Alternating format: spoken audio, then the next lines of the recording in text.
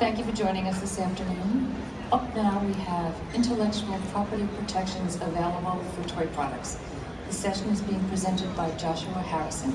Joshua? Thank you. Hi everyone. I'm Joshua Harrison, and I'm a lawyer from California. But don't get up and leave. There's probably some other reasons you can still want to listen to me. One is I'm also an engineer. I was an engineer before I became a lawyer. I had a long engineering career. I worked in industry and I even taught engineering at a major university, so it might be worth listening to. Today I'm going to be talking about the law though. I'll be talking about some legal concepts, specifically intellectual property law concepts and as they apply to the toy industry. Now, back when I was an engineer, I didn't put disclaimers on everything, but I do now. So you'll see, even on my very first slide, I have a disclaimer at the bottom. It says, "This is not legal advice and it is not intended to be complete or reliable. I am not your lawyer and you are not my client."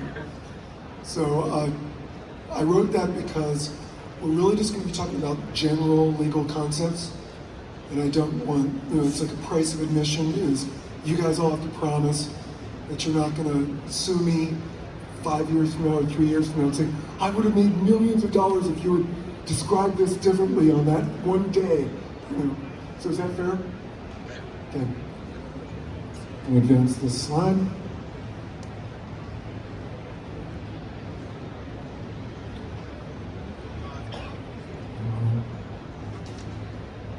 There we go. So, what are we going to talk about today?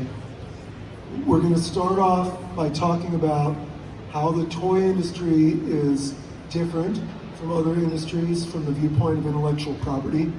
As you might imagine, although all intellectual property laws apply to the toy industry, intellectual property laws were not written with the toy industry specifically in mind.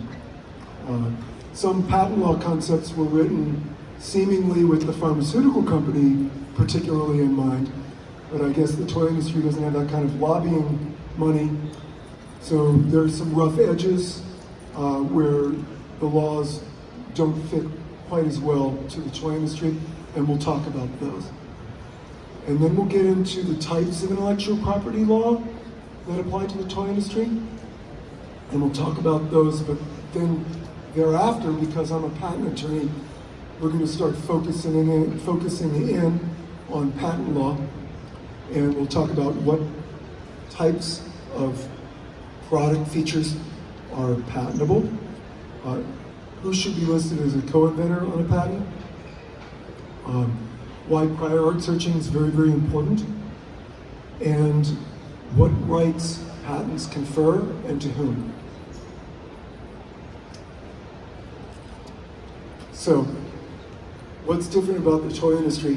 I noticed immediately when I started representing toy industry clients that the toy industry does one thing that some other industries go out of their way not to do, and that is unsolicited ideas from the public.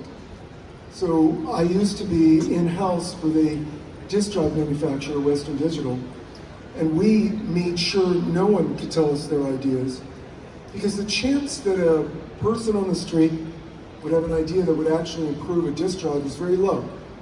But the chance that they would later sue the company and say, "No, that thing you're doing, that was my idea, I told you about that," was a lot higher. So they didn't want your ideas. However, the toy industry is different. Almost all the big toy manufacturers solicit and have programs for small inventors to submit ideas. And when that happens, there needs to be legal protections for both parties. Another difference with the toy industry is that products can have very short lifetimes, but not in terms of wearing out necessarily, or they're disposable products. It's just that people want to go on to the next best toy. And so sometimes, say something's hot in one Christmas, and then the next Christmas no one wants it anymore. And because of that market-imposed obsolescence, it can give opportunities to counterfeiters and unlicensed manufacturers and knockoff suppliers, because by the time that you assert your intellectual property rights, courts are slow. They're sure, but they're slow. And it can be the case that that entity is no longer even infringing. Nobody even wants to buy that product anymore, and the most you can sue them for is damages, and maybe they don't even exist. So it takes time to bring a judgment against somebody, and sometimes there's not enough time available. And the last thing that's different in the toy industry relative to some other industries, but not all, there are industries where a lot of players are small. Toy industry is one of them. So there's other industries, say, where almost all the companies are large. I mentioned the pharmaceutical company before. Though companies like that, in order to even get through clinical trials and so forth, you need a lot of firepower, engineering, development, R&D resources, and so there really aren't small players in that industry. Or say selling automobiles, it's difficult to break in. Elon Musk managed it, but most people can't. But with the toy industry, it is possible for there to be a lot of small inventors and people that come up with great toy ideas. And so the toy industry is in that category, and that affects intellectual property, as we'll get into as we go through. So, types of intellectual property that are applicable to the toy industry and other industries. We have patents. Now, I don't have anything on this slide about patents because most of the remaining slides in this presentation are about patents. Not all of them, but most of them. We have trade secrets, which is like a patent, except with a longer term, without having to publish it, and you have to keep it confidential. We'll get into trade secrets later in one of the last slides as an alternative to patents. And then we have these two other areas of intellectual property law here, trademarks and copyrights. And a lot of people don't understand the difference between the different types of intellectual property. They're not all applicable to the same things, and I've heard a lot of lay people just say, well, we'll get a patent or a trademark on that. It's like, trademarks are very different. So patents are focused on a new, novel, non-obvious idea. Trademarks are focused on avoiding customer confusion on goodwill that's built up in an industry based on advertising and the use of a mark, trademark, or a service mark in commerce. So those are two completely different concepts. So what trademarks do is they identify a source of goods or services, and they protect a company's reputation or the investment they've made into generating goodwill amongst the consuming public. Whereas patents are established by convincing patent examiner and later a court that an idea is yours. Trademarks are established merely by being the first one to use a particular service mark in commerce. And I put this last bullet, the last two bullets. So a lot of people don't understand this. I would say that the most important thing for a takeaway for people in any industry, including the toy industry, to understand about trademarks is that there's always a tension between what, say, my clients want their trademark to be and what's allowable. For example, what most entrepreneurs want their trademark to be, or you want it to describe your product. So you want your trademark to be to kind of let people know what your product is. But it's important for your trademark actually not to be descriptive of your product, because a descriptive trademark is a weak trademark. In fact, if it's only descriptive, it's actually an unenforceable trademark, because What you can't do is take words that are already in the public domain out of the public domain. As a matter of public policy, you can't just say, well, look, a good example would be Apple Computer. Apple Computer is a decent trademark. It's the strongest trademark in the world, but it's not completely descriptive. Now, if you had, imagine you were selling fruit, and you were selling apples, and you tried to trademark Apple on the Apple Fruit Company, then everyone else out there who wants to sell apples wouldn't be able to use the word apple to describe their product because you'd have the trademark on apple. You can see that doesn't work, and that's the limitation. So that's why you're not allowed to trademark something that's descriptive of the actual product. You can't take words out of the English language. So if you were selling plush toys, you can't say, well, we're a plush toy company, our trademark is plush toys. Can't do it. So now, copyrights. Copyrights are immediately attached to works of authorship. So and trademarks, by the way, let me go back to trademarks for a second. Trademarks and copyrights do apply to toys. They just apply differently. Whereas if a toy has a new, useful idea, not have its idea in it, you can patent it. But it might be the case that the toy, say, looks a lot like an action, it's an action figure and it looks a lot like a movie character. Now, those movie characters are obviously copyrighted by entertainment companies. And so, in that case, you may have made that toy the same way everyone's always made those toys. There might be no new, non-obvious invention involved, but if you get a license to the copyright, no one else can make that toy. Not because you had a new idea, just because you licensed it from the entertainment company. That can be true for, let's see, basically any kind of, whether it could be a book, it could start off as a book and then end up as a movie and then end up as a toy. It doesn't matter. But one of the great things about copyright is the duration of copyright.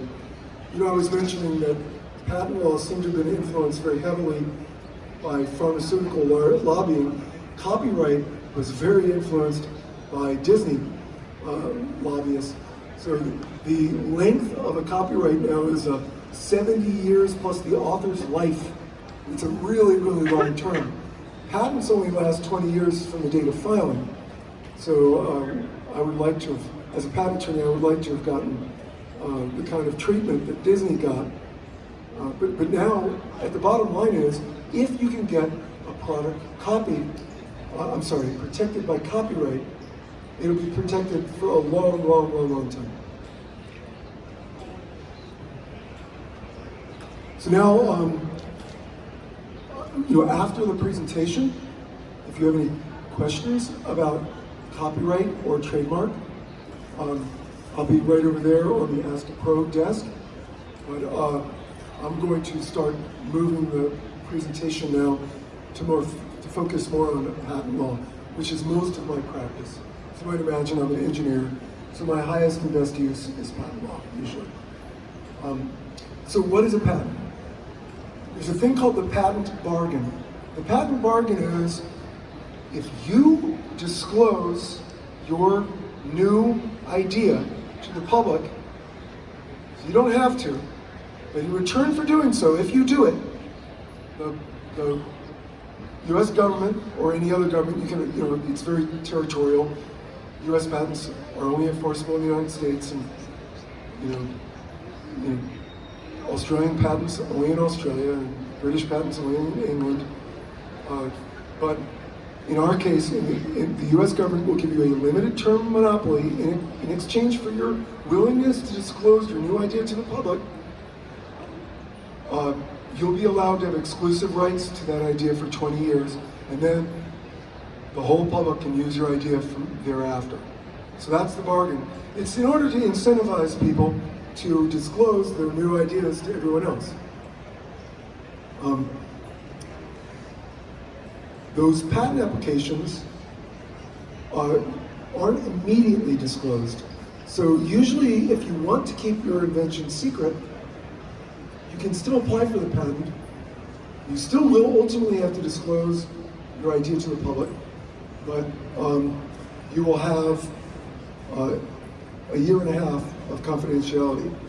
If you agree to never file in a foreign jurisdiction, you can have confidentiality all the way up until the patent issues, which might be 2-3 years later, but ultimately you will have to disclose it as part of the patent bargain. And we're going to get into what alternatives to patents there are. The 3 types of US patents and the main parts of a utility patent. So, the source for authority for the patent goes all the way back to the United States Constitution, Article 1, Section 8. To promote the useful arts and sciences.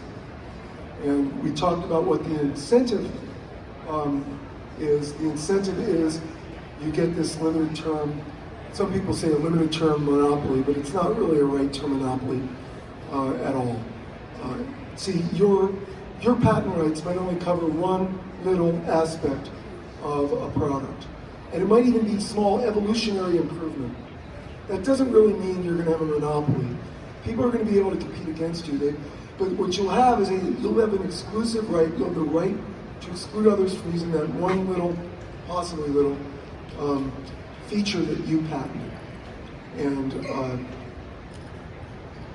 that exclusive right actually can be dubious for small inventors also because it's not free.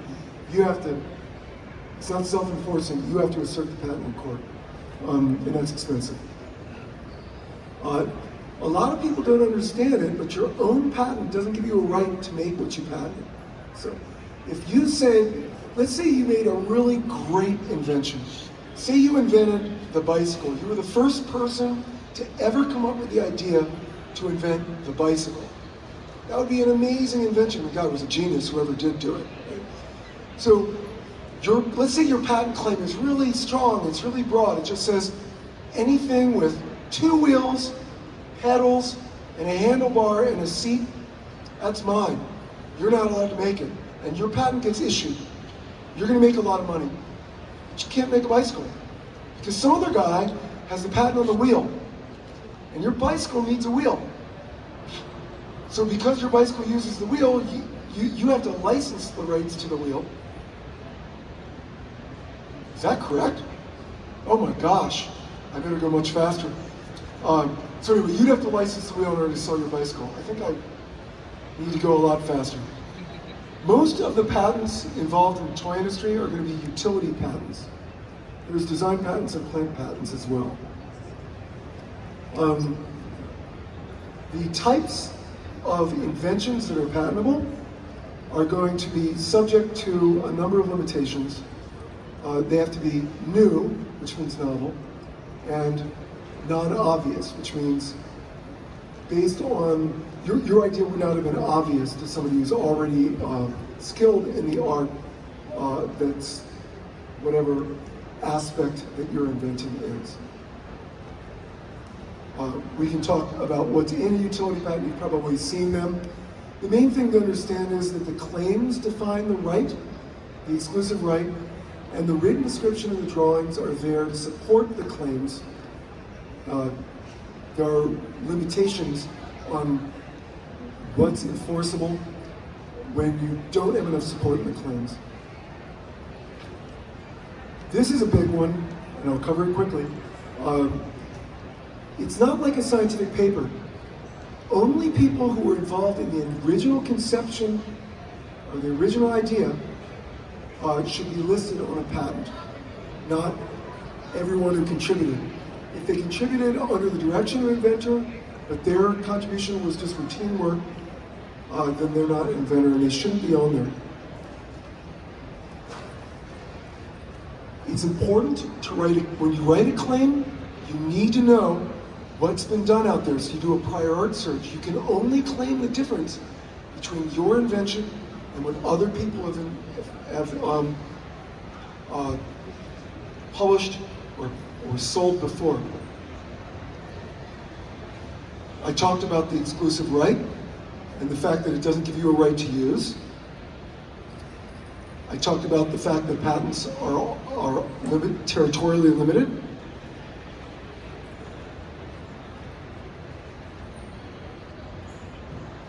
Talked about confidentiality. And now trade secrets, they have an unlimited term, but you need to keep your invention secret if you're going to go that route.